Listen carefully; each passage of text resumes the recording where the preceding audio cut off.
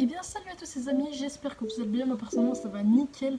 On se retrouve pour une petite vidéo, alors vidéo que vous m'avez demandé parce que j'ai reçu quelques commentaires, une nouvelle vidéo analyse critique de cinéma.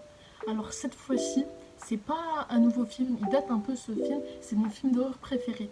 Donc mon film d'horreur préféré, si vous avez vu mon dernier short, donc, d'ailleurs si vous l'avez pas vu, allez le voir. Mon film d'horreur préféré, c'est Martyr. Alors j'ai décidé de faire cette petite analyse critique parce que j'ai plusieurs membres de ma famille qui m'ont demandé de le faire et je me suis dit que ce serait cool et que ça vous ouvrirait à un nouveau film que vous avez peut-être pas vu si vous aimez les films d'horreur parce que c'est pas un film très populaire même s'il est très apprécié. Sans plus attendre, c'est parti, let's go. Donc les amis, avant de commencer, je vais vous pitcher un petit peu le film. Alors, c'est quoi l'histoire? Alors, le film il s'ouvre sur une jeune fille qui s'appelle Lucie et on voit elle s'enfuit d'un bâtiment un peu abandonné et on voit qu'elle a pris cher. Elle est abîmée, elle est ensanglantée, voilà, elle est pas bien. Et voilà, ça se coupe et on la retrouve dans un orphelinat où elle se fait pote avec une meuf qui s'appelle Anna. Et donc là, le film il se coupe et 18 ans plus tard, c'est marqué 18 ans plus tard, on retrouve une famille classique avec une mère, un père et deux enfants, un gars et une fille. Et ils sont en train de prendre le petit déjeuner. Et tout d'un coup, ça toque à la porte. Et le père, il va ouvrir. Et il ouvre. Et là, bam, il se prend un coup de fusil. Donc c'est Lucie, elle est avec son fusil, son shotgun. Et elle rentre, elle bute tout le monde. Elle bute la mère, elle bute le gosse, elle bute la fille. Vraiment, c'est un massacre. Elle tue tout le monde, voilà. Et voilà. Yo les amis, c'est Remois. Alors là, je suis en train de faire le montage de cette vidéo et là, je viens totalement me rappeler que j'ai oublié de vous dire pourquoi Lucie elle tue la famille. Parce que en gros, la famille, les parents, c'est eux qui ont torturé Lucie. Voilà. Maintenant que je vous ai dit, c'est bon, on peut reprendre. Ensuite, une fois que Lucie, elle aura tué tout le monde, elle va se suicider. Elle va se suicider parce elle est traumatisée par rapport à ce qu'elle a vécu. Du coup, elle voit des choses. Du coup, elle se tranche la gorge. Et Anna, elle va se retrouver toute seule. Et il va y avoir les gens qui ont torturé Lucie, pardon, qui vont la kidnapper et qui vont l'enfermer. Ils vont elle-même la torturer. Ils vont lui faire des choses pas sympas. Voilà, ils vont la frapper. Ils vont pas être doux. Pour ce qui est des points forts du film, alors je vais pas parler que des points forts, je vais aussi parler de mon ressenti. Donc voilà, il n'y aura pas que ça. Donc pour commencer, je trouve donc le film il est très étouffant. Il est très étouffant. Pourquoi? Parce qu'on est c'est un film à huis clos. Bon, pour ceux qui savent, voilà. Mais pour ceux qui savent pas, en gros, c'est un film où ça se passe que dans un endroit fermé. Par exemple, je sais pas si vous avez vu le film Les 8 salopards de Quentin Tarantino.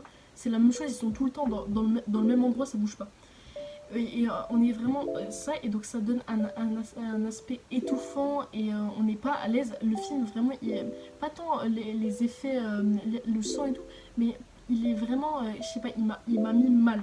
Mais vraiment, il est aussi très prenant, on a envie de savoir ce qui se passe après parce que une fois que Lucie elle aura tué toute la famille, logique il va se passer des trucs, il y a toujours des rebondissements, voilà. Aussi, je voulais vous dire que moi, quand j'ai vu ce film, je l'ai vu avec ma tante Marine que vous avez vu dans mes deux vidéos dégustation. Elle aussi, elle est très fan de films d'horreur et je l'ai vu avec elle du coup et ma mère.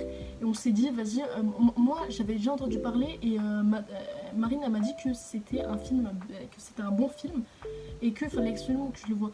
Et moi, en fait, je me suis dit, vas-y, ça a l'air d'être assez chaud quand même. Et donc j'avais peur que le film, en fait, il n'y ait pas trop d'histoire et que ce soit avant tout sur de l'horreur. Pas de l'horreur, mais du gore. Du gore, ça coupe. Moi, je pensais que ça allait couper de partout, qu'il allait y avoir des os qui se brisent. Et au final, pas du tout. Ça a été un. Moi, j'ai été choquée parce que ça traite beaucoup plus de l'humain. Par exemple, on voit la résilience parce que quand Lucie elle se fait torturer, au début, elle lutte, elle veut pas se laisser faire. Elle se met même à frapper ceux qui la torturent. Mais au bout d'un moment, elle se rend compte qu'il n'y a plus rien à faire et en fait, elle entend Lucie lui parler en fait, elle n'a pas le choix, que sinon, voilà, elle a vraiment pas le choix. Et voilà. On est également face à du body horror parce que c'est vraiment ça qui se passe. Le film est très malsain. Par exemple, il y a eu la scène où Anna, elle va aller dans la cave, pour ceux qui l'ont vu, où elle va aller dans la cave des gens que Lucie elle a tués. Elle va ouvrir, il y aura une femme, une martyre qui elle est pas bien, elle est squelettique, elle a un truc comme ça sur le front, voilà, elle a été vraiment torturée. Et à un moment donné, elle lui enlève le casque, il y a du sang qui coule de partout. Mais en fait, c'est pas cette violence, elle est utilisée pour, c'est pas pour choquer, c'est pour se dire, pour faire vivre. Parce que moi, c'est ce que je me suis dit, c'est genre tu vis ce que les martyrs ont vécu. Et c'est ça que le film aborde, c'est la condition humaine. Et également vers la fin, bon c'est pas un spoiler mais voilà, si vous voulez le passer, je vous invite à aller vers ce timecode et voilà.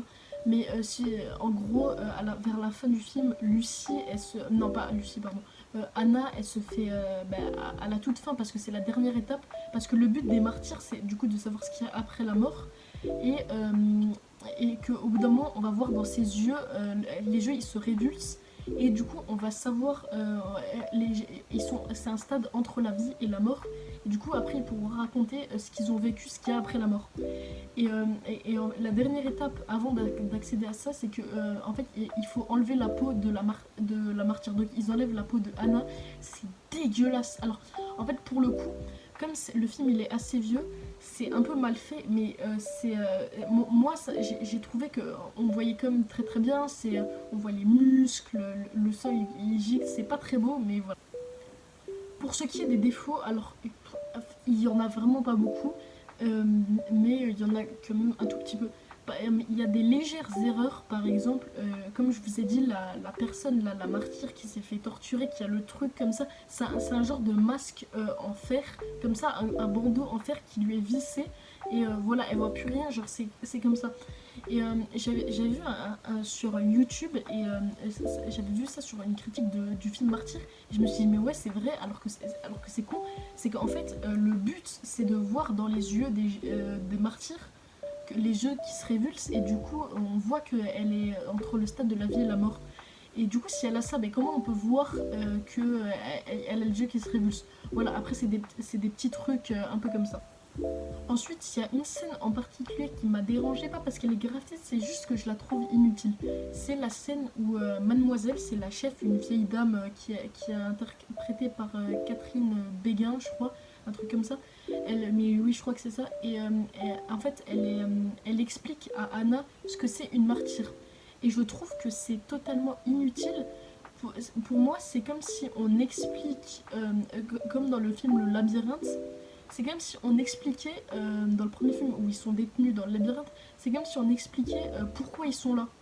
Ça n'a aucun sens vu qu'on le sait après. Mais voilà, c'est comme si on l'expliquait au début, du coup je vois pas l'intérêt. Donc là les amis, on va rentrer dans la section spoiler. Donc si t'as pas vu le film et que t'as envie de le découvrir par toi-même, je t'invite à aller sur ce timecode et on se retrouve pour la conclusion. À la fin du film, donc Lucie du coup elle se fait peler, elle se fait arracher la peau. Après, quand elle se fait arracher la peau, elle est conduite dans un genre de caisson, un peu ça pour la refroidir. Mais elle est toujours vivante. Et il y a Mademoiselle, donc la chef, qui vient, qui s'approche et lui demande si elle a vu après la mort. Elle fait comme ça, donc oui, elle s'approche, elle écoute ce qui est dit, ce qu'il y a après la mort, mais on n'entend pas, elle chuchote. Et après, je crois que ça se passe un ou deux jours plus tard. Il y a des gens qui rentrent dans la maison et c'est des gens qui s'occupent des martyrs, donc qui les torturent. Et c'est des gens qui se sont regroupés pour savoir ce qu'il y a après la mort. Ce que Mademoiselle elle sait, c'est la seule à savoir ce que Anna elle a dit, parce que ils le disent dans le film, Anna c'est la première à avoir vu ce qu'il y a après la mort. Donc ils viennent, ils s'attendent à ce que Mademoiselle elle révèle le secret. Donc là le majordome un peu il va voir la mademoiselle qui est dans la salle de bain. Elle lui demande est-ce que vous êtes capable de savoir, d'imaginer ce qu'il y a après la mort. Le gars il répond que non, il dit douter. Elle enlève parce qu'elle a un turban, elle l'enlève et elle enlève ses fossiles, elle se met sur la baignoire, elle se tire une balle dans la bouche et du coup le film il se finit comme ça se finit one shot juste au moment où elle se tire la balle. Et donc on sait pas. Et donc pour moi c'est mieux qu'on sache pas parce que en fait ça aurait cassé tout le film, tout le charme du film. Donc moi alors du coup j'ai deux théories sur la fin, mais c'est pas pour le même sujet.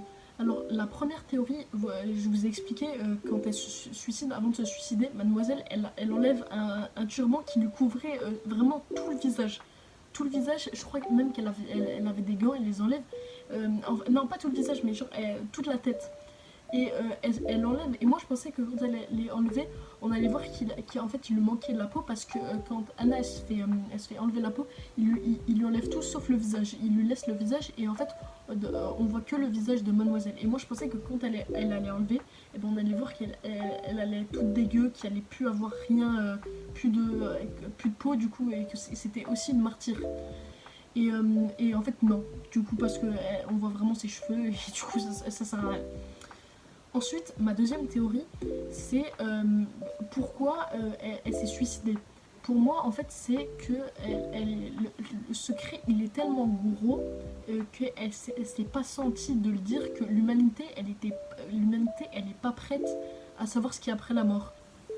Donc, pour conclure, Martyr de Pascal Logier, c'est un très bon film à voir. Et bon, il n'est pas pour tout le monde, si vous êtes amateur de films d'horreur. C'est un film très dur qui a vraiment à voir. Faut se concentrer dedans, faut pas avoir téléphone, faut vraiment se concentrer dedans.